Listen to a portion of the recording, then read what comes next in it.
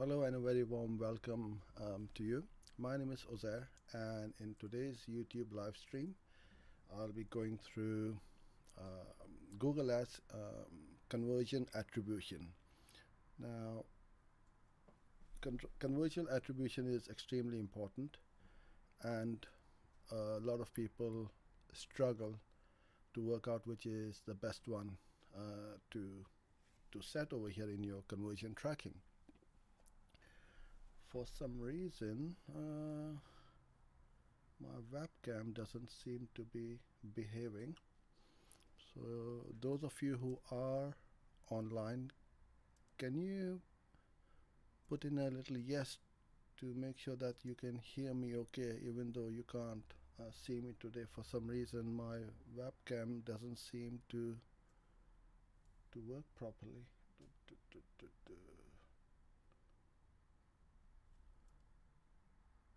Okay, I'm gonna carry on. So if you're here for the first time and you haven't been in one of these live streams, the aim is to learn about Google Ads, ask me any questions you may have about digital marketing, Google Ads, video marketing, and so on, and I'll try and do my best to answer them for you. Every day, every weekday I should say, I'm here at 5 o'clock live, and if you would like to join in and be notified every day, then just hit the subscribe button and the bell notification icon on YouTube. So let's get the ball rolling and get started with what the attribution model is all about, which one you need to use, and which is the right one for you. So when you are in, let's go back one step. So you go into your conversions, you have whichever conversions you've set up, you go into any of your conversion tracking. Yes, Rory, I know there's some problem with my webcam today, and it has been playing up for some reason, so I'm gonna carry on without the video, so you won't see my smiley, happy and handsome face today, unfortunately. But I think you'll get great value out of it without having to look at my face. Okay, where were we? Yeah, we go into our conversion tracking. Go to edit, and then you go on the last section, which is the attribution model. Now it says here that this attribution model is only for relevant for search and shopping campaigns or conversions, so it won't work on video and display. So you will always see the last click. So most of the people or most of the accounts which I see, I always see this. In my humble opinion, this is one of the worst ones, the attribution model which you can use, and I'll go through each one of these in a minute. So which one is the right one for you, and how do these work? So the attribution model determines how much credit each click gets for your conversions. So this is where your ads and your keywords get attributed for your conversions, right? The best, and I wouldn't say the best, but I would say an easier way to explain this is giving you an analogy of football. So this is not the American football, this is the proper football we're talking about, and not, well, soccer for the US friends. Last click, we start with last click. So let's say we have a football team. Going back a few years, I guess about 10-15 years ago, you always had the striker get all the credit for the goal, because he had that last touch of that ball and he scored, and hence the most expensive player in the team was the striker. But not anymore. because the playmakers and the guys who pass the ball around, they are the ones who are creating those chances, and they need to be attributed as to how that goal was scored. So that's how the last click would be. First click would be, let's say, the keeper kicked the ball and the move started from there. So that's the first touch of the ball. That's where the conversion path started. Now, I should add one more thing, that these days the path to a conversion is very complicated. It's not a straightforward somebody goes on Google, looks for something, and makes up their mind then and there, unless it's kind of like an emergency case. But you will go around lots of different uh, websites, lots of different places, social media, blogs, and so on, and then make up your mind which company to go with, especially when you are making an expensive purchase. So first click would be that um, the goalkeeper who gets attributed for that goal, because that's where the move got started. Then we have our linear. Um, Linear is where the attribution is equally distributed amongst all the touch points or the ads and the keywords or the whole team. So each player gets the credit. So it's equal. As you can see over here, they're all equal. So the whole team gets attributed and the credit for that conversion. It's equally across all clicks on that path. So wherever that person clicked along to the path to that conversion, they will get attributed. I quite like time decay, especially when that conversion, the sales cycle is a bit longer. So the when you have the closest ad or the keyword will get the most attribution, and the first ones will get the least. But it will still attribute to pretty much anyone and everyone along the way to the conversion. So time decay gives more credit to clicks that happen closer in time to that conversion, right? And the position based is where kind of like the keeper and the striker get 40% of the credit each, and the rest of the team gets 20%. So then you can adjust your bids accordingly. So this is how you should attribute. Now the default on Google is last click, and I wouldn't recommend you use that. Depending on what sort of you can go have a look in your Google Analytics and see what's happening, and you can use the attribution model as to whether you wish to go first click, linear, time decay, or position based. The one which is over here, data driven, these are for bigger accounts. So those accounts which spend more than, I believe it's about $50,000 or more. Don't quote me on that, but it's quite a lot. And then you will get whitelisted for this. So for most of the accounts, for smaller accounts especially, you don't need to worry about that one. So all you need to do is to worry about, I guess, the four. Last click you can quite safely ignore as well. So this is how the attribution model works. Okay, I've got another couple of questions which were sent across to me, so I'll go on to them. But if you do have any questions in the meantime, then please put them in the comment box on the right hand side so I can see one by Omar. Okay, let's start with you, Omar, first. So you are saying,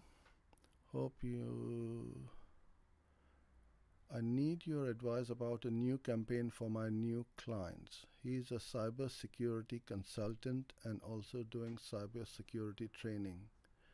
What strategy to use? Well, it's quite a broad question, Omar, as to what you mean by what strategy to use.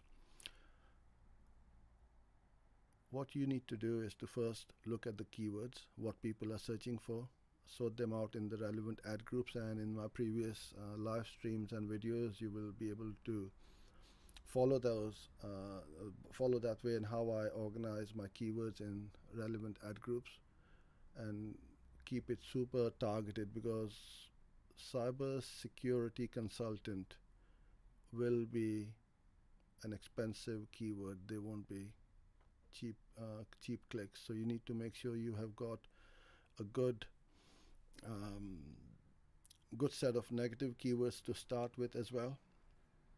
So that's for sure. I believe, I mean, you are targeting B2B clients. Your sales cycle would be longer. So those companies will not make up their mind or decision straight away unless they have been hacked or been locked out of their systems and infrastructure. Then obviously, yes, they need somebody straight away or right away. But then those companies may have in-house people who are looking after their security. But there will always be a need for cybersecurity consultants pretty much for every kind of business, I guess. So what you need to do is to set up a remarketing campaign for sure. And those who have interacted with your ads or videos and have been to your website or viewed a video, then you follow them up with display ads as well as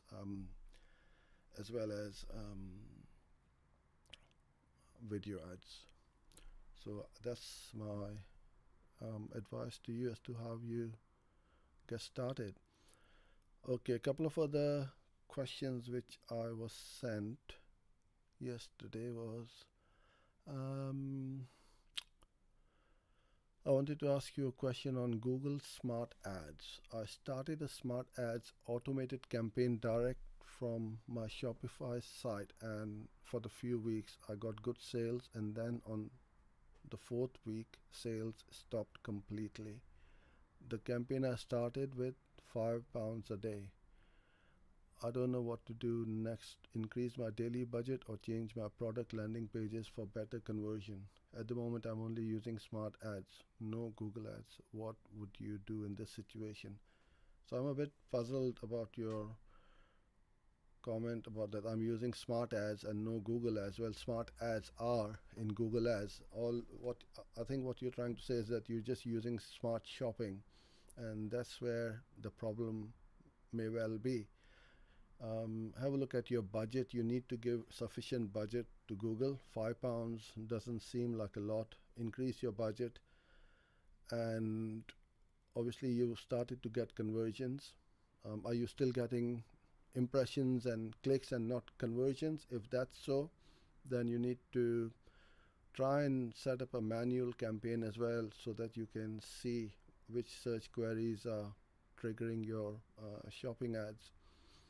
And what I would also do is, again, for e-commerce or websites, is dynamic remarketing, to remarket to those people who have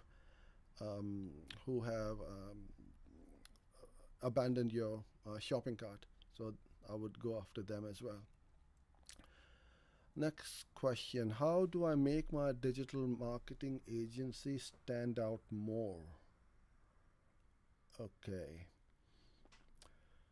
So you need to have a look at your competitors, see who they are, what they are doing, and do something different, obviously. If they are all on the search network and they're running search campaigns, then you do something different. Go on. There's so many different types of ads, right? One thing which I find it quite funny is a lot of these Google experts and gurus. I never see them running ads on Google, but they're running ads on Facebook. If you're so good at Google ads, why aren't you running for yourself over here on the same network? I know people are hanging out on there as well, and for Facebook and Instagram, all these platforms, you need to remarket over there. But to go after the cold audience over there, I find it quite intriguing. The other thing which I would say is I'll give you my own example. Forget talking about other companies. I want to stand out more. I'm doing these live streams. I add value. I give value, hopefully, and this is why you guys are here with me pretty much on a regular basis. And also, a lot of people watch these videos afterwards on YouTube. So I want to do something different. And you want to stand out more, you need to build up trust.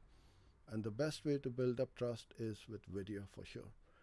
It's the best platform and it's the cheapest, quickest, fastest way to build trust. Once you build up that trust, um, no matter what you charge, people will come to you because they will be happy to spend money with you and buy your products or services.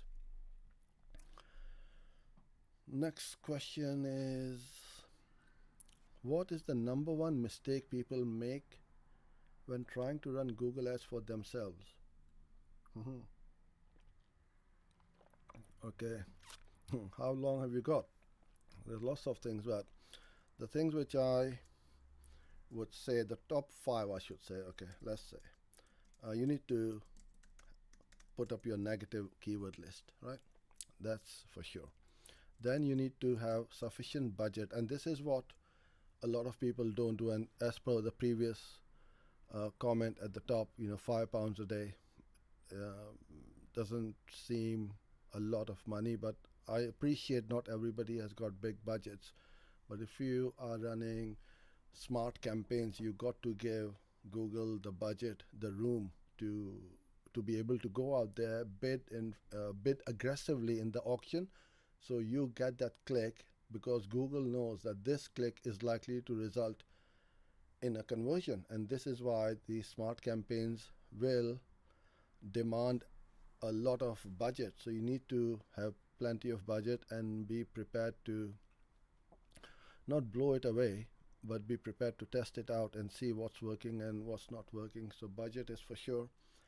The I think the number one mistake, in my opinion, would be giving up too soon.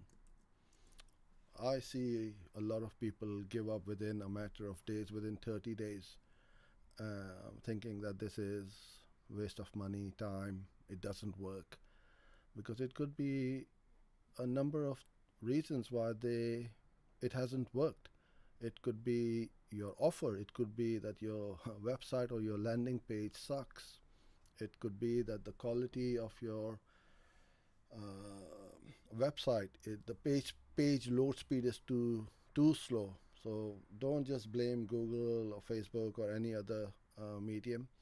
You need to make sure that all these little all the links in your chain are linked together properly so that you have a great ROI from your advertising campaigns.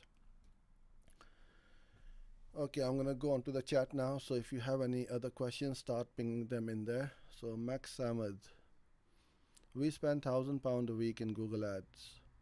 What is the best attribute to use and why? As I explained earlier on, I don't know how long is your sales cycle. It's not about the budget.